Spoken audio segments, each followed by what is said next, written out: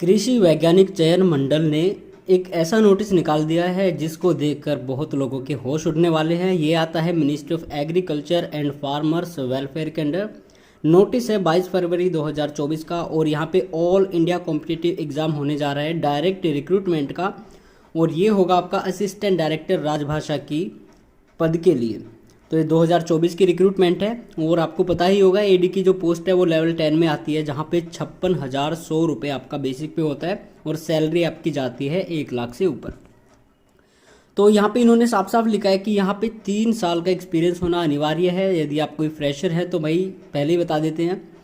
और आगे बढ़ते हैं, इंपॉर्टेंट डेट्स इन्होंने सारी बता दी हैं। तो इंपॉर्टेंट डेट वैसे चेंज भी हो सकती है, ये तो हर एग्ज़ाम में ही होता है कि चेंज होने के चांस अगर होते हैं तो वो कर भी सकते हैं।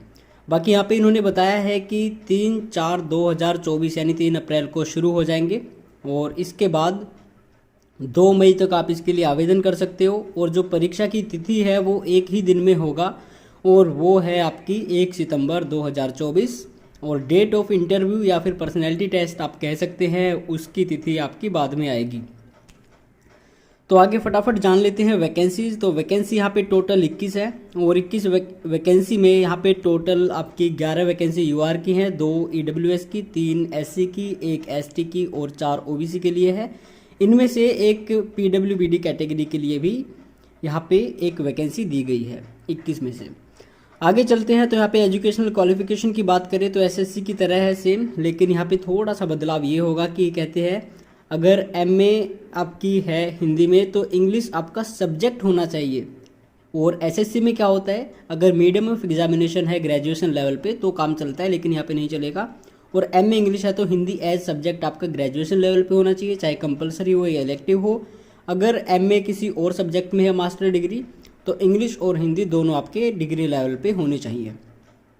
आगे एक्सपीरियंस की बात करें तो या तो 3 साल का एक्सपीरियंस आपको किस में होना चाहिए, ट्रांसलेशन में होना चाहिए, और ये आपका हो सकता है सेंट्रल या फिर स्टेट गवर्नमेंट या फिर autonomous body, state organisation, PSU, universities, recognised research और एजुकेशनल इंस्टीट्यूट्स, या फिर 3 साल का एक्सपीरियंस टीचिंग में होना चाहिए, हिंदी और इंग्लिश दोनों में, और ये सेम ऑर्गेनाइजेशन से आपका होना चाहिए। आगे डिज़ायरेबल भी है और डिप्लोमा भी यहाँ पे डिज़ायरेबल में ही आ रहा है। क्रूशल डेट की बात करें तो क्रूशल डेट आपकी कहते हैं नोटिफिकेशन की जो डेट है वही होगी, तो यहाँ पे क्रूशल डेट आपकी हो जाएगी 22 फरवरी। तो क्रूशल डेट का मतलब ये है आपकी एज, आपकी क्वालिफिकेशन, एक्सपीरियंस जो भी आपका काउंट किया जाएगा वो इसी डेट के अनुसार काउंट किया जाएगा। सेंटर जो है 3 सेंटर को आप प्रेफरेंस दे सकते हो। एज लिमिट की बात करें तो 35 यहाँ पे एज लिमिट है और SC ST OBC PWBD को जो रिलैक्सेशन मिलता है वो भी आपको मिलेगा। ICAR एम्प्लॉई के लिए 5 साल की यहाँ पे छूट होगी। और आगे चलते हैं एप्लीकेशन फ़ीस तो 1,000 रुपये है UR EWS OBC male candidate के लिए। बाकी कोई भी महिला है या फिर ट्रांसजेंडर है या फिर किसी और कैटेगरी से है उनके लिए यहाँ पे कोई फ़ीस दे नहीं होगी। और फीस आपको सीधे भारत कोष में जमा करानी है, ये इन्होंने यहाँ पे इंस्ट्रक्शन दिए हुए हैं, आप देख सकते हैं। इसके बाद कहते हैं कि फ़ीस आप 3/4/2024 से भरना शुरू कर सकते हो। और आगे चलते हैं अब आगे फिर बताते हैं कि भाई सिंगल कंपोजाइट ऑब्जेक्टिव कम डिस्क्रिप्टिव टाइप एग्जामिनेशन होगा, एक ही दिन में आपका सारा काम हो जाएगा। उसके बाद में आपका इंटरव्यू होगा और ये पेन पेपर मोड में होगा। तो यहाँ पे सेंटर की इन्होंने लिस्ट दी हुई है, तो यहाँ पे टोटल 19 सेंटर हैं, तो कोई ना कोई आपके नज़दीक पड़ ही जाएगा। 3 को आप प्रेफरेंस दे सकते हो। इसके बाद रूल्स कुछ इन्होंने बताए हैं, जो भी इनके रूल्स हैं आप ये नोटिस डाउनलोड कर लेना हमारे टेलीग्राम चैनल से, वहाँ पे आप पढ़ सकते हो इनको। आगे अब ये जो इम्पोर्टेंट है भाई इन्होंने सभी कुछ बता दी, इतनी डिटेल से सिलेबस मैंने किसी एग्ज़ाम का नहीं देखा है। तो यहाँ पे देखो सिंपल कंपोजाइट ऑब्जेक्टिव कम डिस्क्रिप्टिव टाइप एग्जामिनेशन होगा, ये 200 अंक का होगा, 3 घंटे का होगा। तो सेक्शन ए में आएगा आपका हिंदी में आपको ऐसे लिखना है एक टॉपिक पे, कितने टॉपिक दिए जाएंगे वो इन्होंने नहीं बताया, लेकिन आपको 2-4 टॉपिक मिल सकते हैं, तो ये 50 अंक का होगा। इसके बाद सेक्शन बी होगा ऑब्जेक्टिव जीके आएगी, 15 क्वेश्चन, हर क्वेश्चन होगा 2 अंक का, टोटल 30 के होंगे। और डिस्क्रिप्टिव आएगी 5 नंबर का एक क्वेश्चन होगा, टोटल 4 आएंगे, 20 नंबर का होगा, टोटल आपके 100 हो जाएंगे। इसके बाद कहते हैं ट्रांसलेशन आएगा इंग्लिश टू हिंदी 300 वर्ड्स भी इन्होंने बता दिए हैं, अप्रोक्सीमेटली 300 वर्ड्स का आएगा। तो 280-90 से 310-20 तक आप मान सकते हो। तो ये 25 अंक का होगा। और एक आएगा हिंदी टू इंग्लिश, ये भी 25 अंक का होगा, सेम 300 वर्ड्स के आसपास आएंगे। इसके बाद राजभाषा नीति है, बहुत ही आसान है और अगर आपको 3 साल का अनुभव है तो भाई आप सब कुछ जानते होंगे। यहाँ पे 10 क्वेश्चन आएंगे, हर क्वेश्चन 5 अंक का होगा, टोटल आपके हो जाएंगे 50 और टोटल आपके जो मार्क्स हैं वो हो जाएंगे 200। तो ये 3 घंटे में आपको निपटा देना है। बहुत ही आसान पेपर लग रहा है, बहुत ही ज़्यादा आसान पेपर लग रहा है, बस जीके है थोड़ी सी इसमें, इस वजह से आप कह सकते हैं कि थोड़ा कंपटीशन हो सकता है। आगे मिनिमम क्वालिफाइंग मार्क्स की बात करें तो भाई एक कट ऑफ बनाई जाएगी, उसके आधार पर इंटरव्यू के लिए आपको बुलाया जाएगा। और सबसे बड़ी बात क्या है, नेगेटिव मार्किंग नहीं है यहाँ पे, और इंटरव्यू आपका 30 अंक का होगा। फाइनल सिलेक्शन जो है वो रिटर्न और इंटरव्यू दोनों के अंक जोड़ करके होगा।